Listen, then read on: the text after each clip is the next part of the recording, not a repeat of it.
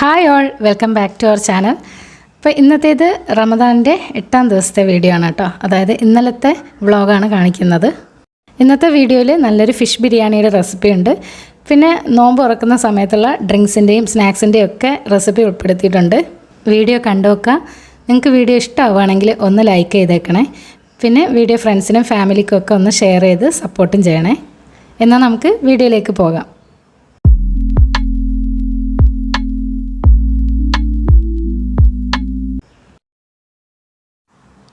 ബിരിയാണിയിലേക്കുള്ള ഫിഷൊക്കെ ഒന്ന് കട്ട് ചെയ്തെടുക്കുകയാണ്. അപ്പോൾ വേളാപ്പാര മീനാണ് കേട്ടോ കിട്ടിയത്. കുറച്ച് വലിപ്പവും ബലമൊക്കെ ഉള്ള മീനാണ് കേട്ടോ ഫിഷ് ബിരിയാണിക്ക് വേണ്ടത്. അപ്പോൾ കുറച്ച് വലിയ പീസസ് ആയിട്ട് തന്നെ ഇത് കട്ട് ചെയ്തെടുക്കുക. ഇല്ലെങ്കിൽ നമ്മൾ ബിരിയാണി മിക്സൊക്കെ ചെയ്യുമ്പോഴേക്കും മുള്ളൊക്കെ പൊടിഞ്ഞിട്ട് അതിലേക്ക് ആവാൻ സാധ്യത ഉണ്ട്. അപ്പോൾ അതുകൊണ്ടാണ് കേട്ടോ വലിയ പീസായിട്ട് കട്ട് ചെയ്യാൻ പറയുന്നത്. അപ്പോൾ അത് ഫിഷൊക്കെ ഞാൻ കട്ട് ചെയ്തെടുത്ത് കഴുകി മാറ്റി വെച്ചിട്ടുണ്ട്. ഇനി നമുക്ക് അരി വേവിച്ചെടുക്കാം. ഇതിലേക്കായിട്ട് ഞാനിവിടെ 2 കപ്പ് ജീരകശാല റൈസ് കഴുകി ഊറ്റി വെച്ചിട്ടുണ്ട്. ഇനി നമുക്ക് കുറച്ച് വെള്ളം ഒന്ന് തിളപ്പിച്ചെടുക്കണം അരി വേവിക്കാൻ വേണ്ടിയിട്ട്. അപ്പോൾ അളവൊന്നുമില്ല, കാരണം ഊറ്റിയാണല്ലോ എടുക്കുന്നത്, അതുകൊണ്ട് അളവിനൊന്നും പ്രസക്തിയില്ല. അപ്പോൾ ഇതിലേക്ക് കുറച്ച് വെളിച്ചെണ്ണ അല്ലെങ്കിൽ 2 ടേബിൾ സ്പൂൺ സൺഫ്ലവർ ഓയിൽ ഒഴിച്ചു കൊടുക്കുക. പിന്നെ 1 ടേബിൾ സ്പൂൺ ഉപ്പും കൂടി ചേർത്തിട്ടുണ്ട്. പിന്നെ നമുക്കിതിലേക്ക് സ്പൈസസ് ചേർത്ത് കൊടുക്കുക. ബേ ലീഫ്, 4 ഏലക്ക, പിന്നെ 2 പട്ട, 4-5 ഗ്രാമ്പു ഒക്കെ ചേർത്തിട്ടുണ്ട്. എന്നിട്ട് മൂടി വെച്ചിട്ട് നല്ലതുപോലെ ഈ വെള്ളം ഒന്ന് തിളച്ച് വരട്ടെ. അപ്പോൾ നമുക്ക് അരി ചേർത്ത് കൊടുക്കാം. അപ്പോൾ ആ വെള്ളം തിളയ്ക്കുന്ന ആ ഒരു സമയം കൊണ്ട് ഞാൻ ഫിഷിലേക്ക് കുറച്ച് മസാല ഒന്ന് പുരട്ടി കൊടുക്കുകയാണ്. മസാലയൊക്കെ നന്നായിട്ടൊന്ന് തേച്ച് പിടിപ്പിച്ചിട്ട് ഇതൊന്ന് 15 മിനിറ്റ് വരെ ഒന്ന് റെസ്റ്റ് ചെയ്യാൻ വെക്കണം. അപ്പോൾ കൂടിയാലും കുഴപ്പമൊന്നുമില്ല. അപ്പോൾ മിനിമം 15 മിനിറ്റ് വെക്കണം. അപ്പോൾ தான் ഞാനിവിടെ മീനിൻ്റെ ഹെഡ് ഓഫ് ദ ഡിപ്പാർട്ട്മെൻറ്റും എല്ലാം എടുത്തിട്ടുണ്ട്. കാരണം അതിന് മാറ്റി വെച്ചിട്ട് എന്തിനാ, ഇനി പ്രത്യേകിച്ചിട്ട് കറിയൊന്നും വെക്കുന്നില്ലല്ലോ. അപ്പോൾ മസാല പുരട്ടിയിട്ട് അവിടെ റെസ്റ്റ് ചെയ്യാൻ വെച്ചിട്ടുണ്ട്. നമ്മുടെ അരിയുടെ വെള്ളമൊക്കെ തിളച്ചു. അപ്പോൾ അതിലേക്ക് ഊറ്റി വെച്ചിരിക്കുന്ന അരി ചേർത്ത് കൊടുക്കാം. അരിയൊക്കെ ചേർത്ത് കൊടുത്തു മൂടി വെച്ചിട്ട് ഒരു 10 മിനിറ്റ് വരെ ഇതൊന്ന് വേവിച്ചെടുക്കണം. 10 മിനിറ്റിൽ കൂടി പോകണ്ട കേട്ടോ, അധികം വെന്ത് പോകാൻ പാടില്ല. അപ്പോൾ ഇനി നമുക്ക് മസാലയിലേക്കുള്ള സംഭവങ്ങളൊക്കെ നോക്കാം. 2 തക്കാളി വേണം, പിന്നെ പുതിന, മല്ലിയില, ഇഞ്ചി, വെളുത്തുള്ളി, 4 പച്ചമുളക്, 2 സവാളയും എടുത്തിട്ടുണ്ട്. അപ്പോൾ ഈ ഒരു തക്കാളി ഉണ്ടല്ലോ നമുക്കൊന്ന് അടിച്ചെടുക്കണം. തക്കാളി അരച്ചത് ചേർത്താണ് കേട്ടോ മസാല റെഡിയാക്കുന്നത്. അപ്പോൾ ആ റൈസ് ഇതുപോലെ നമ്മളൊന്ന് പ്രസ് ചെയ്ത് നോക്കുമ്പം അധികം വെന്ത് വരുത്, ഇച്ചിരി ബലം ഉണ്ടായിരിക്കണം. ഇനിയിപ്പോൾ റൈസൊക്കെ ഊറ്റി ഞാനിവിടെ വെച്ചിട്ടുണ്ട്. അതിൽ ആ ഒരു സ്പൈസസ് ഒക്കെ നമുക്ക് എടുത്ത് മാറ്റിക്കളയാം, ഇല്ലെങ്കിൽ ഇടയ്ക്ക് കടിക്കുമ്പോൾ ഒരു ബുദ്ധിമുട്ടുണ്ടാവുമല്ലോ. അങ്ങനെ ചോറ് റെഡിയാക്കി വെച്ചിട്ടുണ്ട്. ഇനിയിപ്പോൾ നമുക്ക് മസാലയിലേക്കുള്ള ഫിഷൊക്കെ ഒന്ന് ഫ്രൈ ചെയ്തെടുക്കാം. പിന്നെ ഫിഷ് ഫ്രൈ ചെയ്തെടുക്കുമ്പം അധികം മൂത്ത് പോകരുത്. നമ്മളിങ്ങനെ വിറക് ഉള്ളി പോലെയൊന്നും പൊരിച്ചെടുക്കരുത് കേട്ടോ. ഒരു ഹാഫ് കുക്കായാൽ മതി. എന്നാൽ സൈഡൊക്കെ ഒന്ന് 2 വശവും ഒന്ന് മൊരിഞ്ഞ് നിറമൊക്കെ മാറണം, ഇല്ലെങ്കിൽ നമ്മൾ മിക്സ് ചെയ്യുമ്പം പെട്ടെന്ന് പൊടിഞ്ഞു പോകും. അതുകൊണ്ടാണ്. ഫിഷൊക്കെ തിരിച്ചും മറിച്ചുമൊക്കെ ഇട്ട് ഒന്ന് പൊരിച്ചെടുത്തിട്ടുണ്ട്. ഇനിയിപ്പോൾ ഇതവിടെ മാറ്റി വയ്ക്കാം. നമ്മൾ ഫിഷ് ഫ്രൈ ചെയ്ത ഈ ഒരു ഓയിലിൽ തന്നെയാണ് കേട്ടോ ഇനി മസാല ഉണ്ടാക്കാൻ പോണത്. അപ്പോൾ അതിലേക്ക് അരിഞ്ഞ 2 സവാളയും പച്ചമുളകും പിന്നെ ഇഞ്ചിയും വെളുത്തുള്ളിയും ചതച്ചതോ അല്ലെങ്കിൽ പേസ്റ്റ് ആക്കിയിട്ടോ ചേർത്ത് കൊടുക്കാം. എന്നിട്ട് നമുക്കിത് നല്ലതുപോലെ ഒന്ന് വഴറ്റിയെടുക്കാം. ഒന്ന് ബ്രൗൺ കളറായി തുടങ്ങുന്നത് വരെ വഴറ്റിയെടുക്കണം. എന്നിട്ട് നമുക്ക് ബ്രൗൺ കളറായ ആ ഒരു ഉള്ളിലേക്ക് നമുക്ക് അടിച്ച തക്കാളി ചേർത്ത് കൊടുക്കാം. തക്കാളി ചേർത്തതിന് ശേഷം അതൊന്ന് എണ്ണ തെളിയുന്നത് വരെ ചെറുതായിട്ടൊന്ന് വഴറ്റി കൊടുക്കുക. അധികം നേരമൊന്നും വഴറ്റേണ്ട ആവശ്യമില്ല. എന്നിട്ട് ഇതിലേക്ക് നമുക്ക് പൊടികൾ ചേർത്ത് കൊടുക്കാം. ഇതിലേക്ക് 1/2 ടീസ്പൂൺ മഞ്ഞൾപ്പൊടി, 1 ടീസ്പൂൺ മുളക് പൊടി, 1/4 ടീസ്പൂൺ ഉപ്പ്, പിന്നെ 1 ടീസ്പൂൺ കുരുമുളക് പൊടി, 1 ടീസ്പൂൺ ഗരം മസാല, പിന്നെ നമ്മുടെ ബിരിയാണി മസാലയില്ലേ അതും കൂടി ഒരല്പം ചേർത്ത് കൊടുക്കുക. ഒരു 1/4 ടീസ്പൂണോളം മതിയാവും. ഇനി ഒരു 2 മിനിറ്റ് പൊടികളുടെ പച്ചമണം മാറാനായിട്ട് വഴറ്റിയതിന് ശേഷം ഇതിലേക്ക് 1 ടേബിൾ സ്പൂൺ തൈരും കൂടി ചേർക്കാം. അപ്പോൾ തൈര് ചേർത്തിട്ട് അതും ഒന്ന് ജസ്റ്റ് എണ്ണ തെളിയുന്നവരെ വഴറ്റിയിട്ട് നമുക്ക് ഇലകളൊക്കെ ചേർത്ത് കൊടുക്കാം. പുതിനയില, മല്ലിയിലയൊക്കെ ഓരോ പിടി അരിഞ്ഞത് ചേർക്കാം. ഇനി ഇതൊന്ന് തിളച്ച് തുടങ്ങുമ്പോഴേക്കും അതിലേക്ക് നമ്മൾ ഫ്രൈ ചെയ്ത് മാറ്റി വെച്ച മീൻ കഷ്ണങ്ങൾ ചേർത്ത് കൊടുക്കാം. ഇനിയിപ്പോൾ ഇതൊരു 2 മിനിറ്റ് വരെ ഒന്ന് മൂടി വെച്ച് കൊടുക്കണം. മസാലയുടെ ഫ്ലേവറൊക്കെ ഒന്ന് മീനിലേക്ക് പിടിക്കാൻ വേണ്ടിയിട്ടാണ്. അങ്ങനെ ഫിഷ് മസാലയും റെഡിയായി കഴിഞ്ഞു. ഇനിയിപ്പോൾ നമുക്ക് ദം ചെയ്തെടുക്കാം. അപ്പോൾ ബിരിയാണി ദം ചെയ്യാൻ വേണ്ടിയിട്ട് ഞാൻ ഈ ഒരു മസാല കുക്കറിലേക്ക് മാറ്റിയിട്ടുണ്ട്. ഇനി ഈ മസാലയുടെ മുകളിലേക്ക് നമുക്ക് റൈസ് ഇട്ട് കൊടുക്കാം.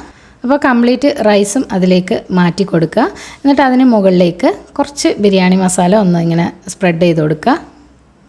ഇതിന് മേലെയായിട്ട് 1 ടേബിൾ സ്പൂൺ നെയ്യും കൂടി ഒഴിച്ചു കൊടുക്കുക.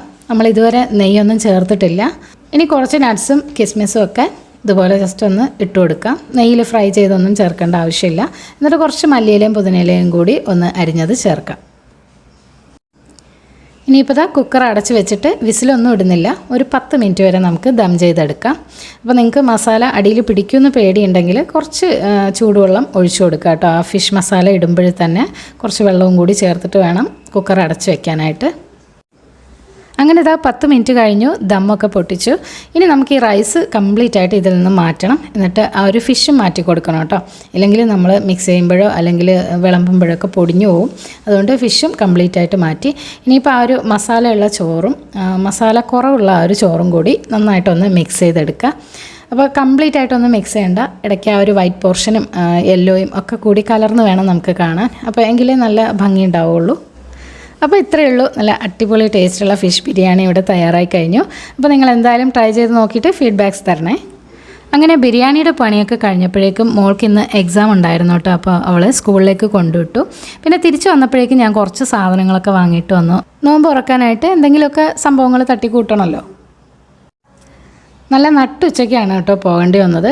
അപ്പോൾ പിന്നെ തന്തൂരിയായിട്ട് തിരിച്ച് വന്നിട്ട് ഞാനിതാ കിച്ചൺ ക്ലീനിങ്ങിനായിട്ട് ഇറങ്ങിയിട്ടുണ്ട്. അപ്പോൾ ഈ ഒരു സ്റ്റീൽ പ്ലേറ്റ് ഉണ്ടല്ലോ നമ്മളെ ഹോബിൻ്റെ, അത് ഓയിലൊക്കെ വീണിട്ട് നല്ലോണം അഴുക്കായിട്ടുണ്ട്.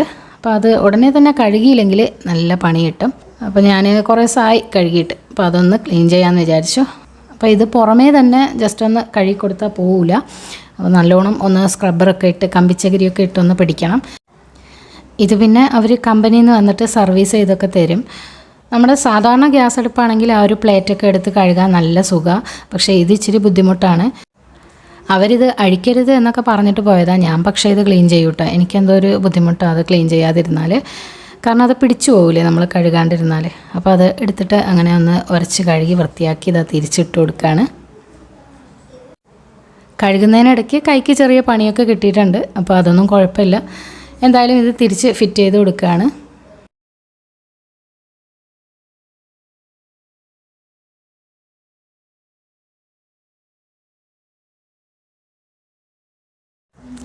ഇങ്ങനത്തെ ചില നട്ടും ബോൾട്ടും പണികളൊക്കെ കയ്യിലുണ്ട്. അപ്പോൾ അതൊക്കെ കഴിഞ്ഞതിന് ശേഷം ഇക്ക കുറച്ച് ഫ്രൂട്ട്സൊക്കെ വാങ്ങിയിട്ട് വന്നു. അപ്പോൾ ഞാൻ വാങ്ങിയത് ഇക്ക അറിഞ്ഞിട്ടുണ്ടായിരുന്നില്ല കേട്ടോ. അപ്പോൾ അങ്ങനെ വാങ്ങിയിട്ട് വന്നതാണ്. ഇനിയിപ്പോൾ ഇതൊക്കെ ഒന്ന് ഫ്രിഡ്ജിലേക്ക് വെച്ച് കൊടുക്കുകയാണ്.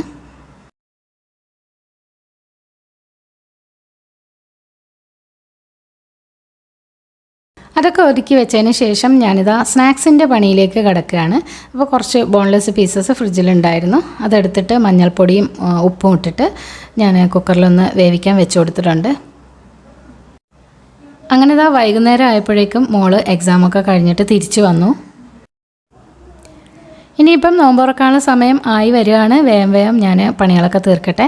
അപ്പോൾ നമ്മുടെ സ്നാക്സിലേക്കുള്ള ഫില്ലിങ് റെഡിയാക്കാൻ കുറച്ച് വെജിറ്റബിൾസൊക്കെ എടുത്തിട്ടുണ്ട്. ഇത് അല്പം കൂടിപ്പോയി കേട്ടോ. നിങ്ങൾ എടുക്കുമ്പം ഇത് കുറച്ചെടുത്താൽ മതി. 4 പേർക്ക് കഴിക്കാനായിട്ട് 1 ക്യാരറ്റൊക്കെ മതി കേട്ടോ. അതിൽ 1 പീസൊക്കെ മതിയാവും. ക്യാബേജും കുറച്ചെടുത്താൽ മതി. ഇനി സ്നാക്സിലേക്ക് വേണ്ട മയണൈസ് ഒന്ന് റെഡിയാക്കണം കേട്ടോ. അതിന് വേണ്ടിയിട്ട് 2 മുട്ടയുടെ വെള്ളം ഞാൻ മിക്സിയുടെ ജാറിലേക്ക് ഒഴിച്ചു കൊടുത്തിട്ടുണ്ട്. അപ്പോൾ മയണൈസൊക്കെ ഉണ്ടാക്കാൻ എല്ലാവർക്കും അറിയായിരിക്കും, എങ്കിലും ജസ്റ്റ് ഒന്ന് പറഞ്ഞു പോവുകയാണ്. മുട്ടയുടെ വെള്ളയിലേക്ക് കുറച്ച് വിനാഗിരി, ഒരു ചെറിയ സ്പൂൺ വിനാഗിരി ചേർത്താൽ മതി.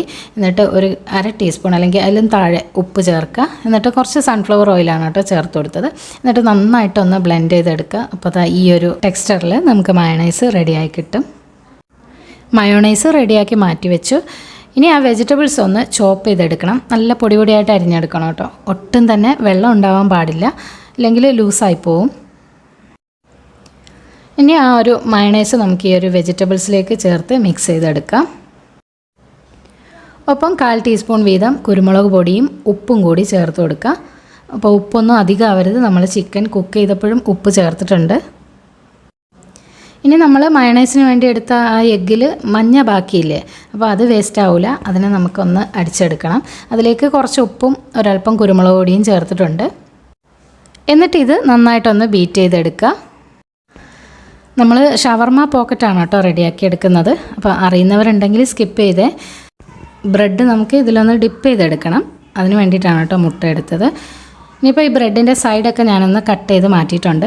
ഇത് കളയണ്ട, നമുക്കിത് ബ്രെഡ് ക്രംസ് ഉണ്ടാക്കാൻ വേണ്ടിയിട്ട് എടുക്കാം. അപ്പോൾ ഇത് മിക്സിയുടെ ജാറിലേക്ക് ഇട്ട് കൊടുത്തിട്ട് ചെറുതായിട്ടൊന്ന് പൊടിച്ചെടുക്കുക, അത്ര തന്നെ. ഇനി നമ്മൾ കുക്ക് ചെയ്ത ആ ഒരു ചിക്കൻ ഞാൻ മിക്സിയുടെ ജാറിലേക്ക് ഇട്ട് കൊടുത്തിട്ട് ഒന്ന് ക്രഷ് ചെയ്തെടുത്തു. അത് ക്രഷ് ചെയ്തെടുത്തപ്പം കയ്യിൽ നിന്ന് പോയിട്ടോ, നല്ലോണം അരഞ്ഞു പോയി. അപ്പോൾ നിങ്ങൾ ചിക്കന് ജസ്റ്റ് ഒന്ന് പിച്ചിട്ടാൽ മതി, അരയ്ക്കരുത്. ഇനി ബ്രെഡ് പീസസ് നമുക്കിങ്ങനെ ചേർത്ത് വെച്ചിട്ട് മുട്ടയിലേക്ക് മുക്കിയിട്ട് ബ്രെഡ് ക്രംസിലും ആക്കിയിട്ട് ഒന്നിങ്ങനെ ഫ്രൈ ചെയ്തെടുക്കാം. എണ്ണ നല്ല ഹൈ ഫ്ലെയിമിലിട്ടിട്ട് പെട്ടെന്ന് ഫ്രൈ ചെയ്തെടുക്കണം, ഒട്ടും കരിയരുത്. ഞാൻ 8 ബ്രെഡാണ് കേട്ടോ എടുത്തത്. അപ്പോൾ ആ ഒരു മുട്ടയുടെ ബാറ്റർ കറക്റ്റ് പാകത്തിനായിരുന്നു, ഒട്ടും ബാക്കി ഉണ്ടായിരുന്നില്ല. ഇനിയിപ്പോൾ ഇതാ ഫ്രൈ ചെയ്തെടുത്ത ആ ഒരു ബ്രെഡൊക്കെ ഇതുപോലെ ഒന്ന് കട്ട് ചെയ്തെടുക്കുകയാണ്. അങ്ങനെ ഇതാ നമുക്ക് ഷവർമയുടെ ആ ഒരു പോക്കറ്റ് റെഡിയായി കിട്ടി. ഇനിയിപ്പോൾ ഇതിലേക്ക് ഫില്ലിങ് നിറച്ച് കൊടുക്കണം. ഒരു 2 സ്പൂണ് ഫില്ലിങ്ങൊക്കെ ചേർക്കുക. അധികം കുത്തി നിറയ്ക്കേണ്ട ആവശ്യമില്ല. ഫില്ലിങ് നിറയ്ക്കുമ്പം കുറച്ച് ഉള്ളിലേക്കൊക്കെ ആക്കി കൊടുക്കുക. ആ ഒരു ചിക്കൻ അരഞ്ഞു പോയതുകൊണ്ട് ചെറിയൊരു ബുദ്ധിമുട്ടുണ്ടായിരുന്നു കേട്ടോ കഴിക്കാനായിട്ട്. കുട്ടികൾക്കൊന്നും വലിയ ഇഷ്ടമായിട്ടുണ്ടായിരുന്നില്ല. അപ്പോൾ നിങ്ങൾ എന്തായാലും അത് ശ്രദ്ധിക്കണം, ചിക്കൻ അരഞ്ഞു പോകരുത്. നമുക്കിങ്ങനെ ഇടയ്ക്കൊന്ന് കടിക്കാൻ കിട്ടണം. അതാണ് ആ ഒരു സ്നാക്സിൻ്റെ ഒരു ടേസ്റ്റ്. ആ ഒരു ഫില്ലിങ്ങൊക്കെ അതാ എല്ലാ ബ്രെഡിലേക്കും ഞാൻ നിറച്ച് കൊടുത്തിട്ടുണ്ട്. ഇനിയിപ്പോൾ ഇത് ഇങ്ങനെ തന്നെ കഴിക്കാം, ഫ്രൈ ഒന്നും ചെയ്യേണ്ട ആവശ്യമില്ല. അങ്ങനെ ഇതാ സ്നാക്സ് റെഡിയായി. ഇനിയിപ്പോൾ ഫ്രൂട്ട്സൊക്കെ ഒന്ന് കഴുകിയെടുക്കുകയാണ്. അപ്പോൾ മുന്തിരി കഴുകുമ്പോൾ നമ്മൾ വിനാഗിരിയും ഉപ്പും ഒക്കെ ചേർത്തിട്ട് കുറച്ച് നേരം ഒന്ന് മുക്കി വെക്കണം. അപ്പോൾ അതിൻ്റെ പുറത്തുള്ള ഒരു വെള്ളപ്പൊടിയൊക്കെ ഭയങ്കര വിഷമെന്നാണ് പറയുന്നത്. അപ്പോൾ അതൊക്കെ പോകാൻ വേണ്ടിയിട്ട് ഞാനത് അവിടെ മാറ്റി വെച്ചിട്ടുണ്ട്. ഇനിയിപ്പോൾ ഡ്രിങ്ക്സ് ആയിട്ട് ഞാനൊരു പപ്പായ ഷാർജയാണ് കേട്ടോ ഉണ്ടാക്കുന്നത്. അതിലേക്ക് വേണ്ടിയിട്ട് കുറച്ച് പപ്പായ ഒന്ന് മുറിച്ചെടുക്കുകയാണ്. അപ്പോൾ ഇവിടെയും കുറച്ച് കയ്യിൽ നിന്ന് പോയി. സംഭവം എന്താ ഞാൻ പറഞ്ഞുതരാം. ഇപ്പോൾ ഇതാ ഈ ഒരു കട്ടിംഗ് ബോർഡിലേക്ക് വെച്ച് കൊടുത്ത ആ ഒരു 2 പീസ് മതിയാവുമായിരുന്നു. അപ്പോൾ ഞാൻ ഓർമ്മിക്കാതെ മൊത്തം പകുതി പപ്പായയും കട്ട് ചെയ്തിട്ട് ചേർത്ത് കൊടുത്തു കേട്ടോ. അത് കാരണം ഷെയ്ക്ക് ഭയങ്കര കട്ടിയായിപ്പോയി, കുടിക്കാൻ ബുദ്ധിമുട്ടായിരുന്നു. അപ്പോൾ നിങ്ങൾ ചേർക്കുമ്പം പപ്പായ കുറച്ച് ചേർത്ത് കൊടുക്കുക കേട്ടോ. 1-2 പീസ് ചേർത്താൽ മതി. ഇനി ഇതിലേക്ക് ഫ്രോസൺ മിൽക്കാണ് വേണ്ടത്. അപ്പോൾ പാലിങ്ങനെ ഞാൻ ഫ്രീസറിൽ വെച്ചിട്ട് പൊടിച്ചെടുക്കലായിരുന്നു കേട്ടോ. അത് ഭയങ്കര ഒരു പണിയായിട്ട് എനിക്ക് തോന്നി. ഒരുപാട് സമയം വേണം, കൈയൊക്കെ ഇങ്ങനെ വേദനിക്കും. സാധാരണ ഷോപ്പിലൊക്കെ അവരിങ്ങനെ കയ്യിൽ വെച്ച് പൊട്ടിച്ചിടുന്നത് കണ്ടിട്ടുണ്ട്. അത് പിന്നെ ഒട്ടും പറ്റുന്നുണ്ടായിരുന്നില്ല, കൈയൊക്കെ അങ്ങ് മരവിച്ച് പോവുകയാണ്. അപ്പോൾ പിന്നെ നമ്മൾ വിടുമോ? എന്തെങ്കിലും ഒരു ഐഡിയ ഇങ്ങനെ ഓരോ കാര്യങ്ങളൊക്കെ ചെയ്ത് വരുമ്പോൾ ആണല്ലോ പുതിയ പുതിയ ഐഡിയകൾ വരിക. അപ്പോൾ ഞാനിതാ ഇങ്ങനെ ഐസ് ട്രേ ഇല്ലേ നമ്മുടെ, അതിലേക്ക് ഒഴിച്ചു കൊടുക്കുകയാണ് പാല്. എന്നിട്ട് ഫ്രീസ് ചെയ്തെടുക്കുമ്പോൾ നമുക്ക് എളുപ്പമല്ലേ. കുറച്ച് നേരം പുറത്ത് വെച്ച് കഴിഞ്ഞാൽ ഇത് ക്യൂബ്സൊക്കെ വേർപെട്ട് കിട്ടും. എന്നിട്ട് അടിച്ചെടുക്കാൻ നല്ല സുഖമാണല്ലോ. അപ്പോൾ ആ ഒരു ഐസ് ട്രേയിൽ നമുക്ക് എന്തായാലും ഐസും വേണം. അപ്പോൾ അതുകൊണ്ട് ബാക്കി ഞാൻ ഇതുപോലെ ചെറിയ ചെറിയ ബൗളിലൊക്കെ ഒഴിച്ചിട്ട് സെറ്റ് ചെയ്യാൻ വേണ്ടിയിട്ട് വെച്ചു. ഇനി നമുക്ക് ഷാർജ അടിക്കുമ്പം എളുപ്പമല്ലേ. ഇനി ഇതാ മിക്സിയുടെ ജാറിലേക്ക് പപ്പായയും ഫ്രോസൺ മിൽക്കും പഞ്ചസാരയും പിന്നെ 1 കവർ ഹോർലിക്സും ആണ് കേട്ടോ ചേർത്തത്. എന്നിട്ട് അടിച്ചെടുക്കാൻ വേണ്ടിയിട്ട് കുറച്ച് പാലും കൂടെ ചേർത്തിട്ടുണ്ട്. നല്ല തണുത്ത പാലാണ് ചേർത്തത്. എന്നിട്ട് നന്നായിട്ടൊന്ന് അടിച്ചെടുക്കുക. അപ്പോൾ ഇതിലേക്ക് ലൂസാക്കാൻ വേണ്ടിയിട്ട് വീണ്ടും ഞാൻ പാല് ചേർത്തിട്ടുണ്ടായിരുന്നു. ഇത് പിന്നെ നമ്മുടെ ഇന്നലത്തെ ആ ഒരു സമൂസ ലീഫ് ഒരെണ്ണം ഫ്രിഡ്ജിൽ ബാക്കിയുണ്ടായിരുന്നു. അതിൽ ഞാൻ ഈ ഒരു ഫില്ലിംഗ് തന്നെയാണ് കേട്ടോ വെച്ച് കൊടുത്തത്. എന്നിട്ട് അതും ജസ്റ്റ് ഒന്ന് ഫ്രൈ ചെയ്തെടുത്തു. ആ ഒരു സമൂസ ലീഫ് ഒഴിവാക്കാൻ വേണ്ടിയിട്ടാണ് കേട്ടോ ഈ ഒരു സ്നാക്കും കൂടി ഉണ്ടാക്കിയത്. അങ്ങനെ ഇതാ നമ്മുടെ പപ്പായ ഷേക്കും ഇതാ അടിപൊളിയായിട്ട് റെഡിയായിട്ട് കിട്ടിയിട്ടുണ്ട്. അപ്പോൾ എൻ്റെ കലാവാസന അനുസരിച്ച് ഞാൻ മാക്സിമം കുളമാക്കിയിട്ടുണ്ട്. നിങ്ങൾക്ക് ഇഷ്ടമുള്ള പോലെയൊക്കെ ഡെക്കറേറ്റ് ചെയ്തെടുക്കുക. കുറച്ച് നട്ട്സും പിന്നെ ഡേറ്റ്സും ഒക്കെ അതിൽ ചേർത്ത് കൊടുത്തു. അപ്പോൾ ഇത്രയേ ഉള്ളൂ. ബാങ്കൊക്കെ കൊടുത്തു, നോമ്പ് തുറക്കുകയാണ്. അപ്പോൾ ഇന്നത്തെ വീഡിയോ നിങ്ങൾക്ക് ഇഷ്ടമായിട്ടുണ്ടെങ്കിൽ എപ്പോഴും പറയുന്ന പോലെ ലൈക്ക് ചെയ്യുക, ഷെയർ ചെയ്യുക, സബ്സ്ക്രൈബ് ചെയ്യുക. വാല്യുബിൾ ആയിട്ടുള്ള കമൻസും അറിയിക്കുക. മറ്റൊരു വീഡിയോയുമായി വീണ്ടും കാണാം. അതുവരേക്കും stay tune, take care, by.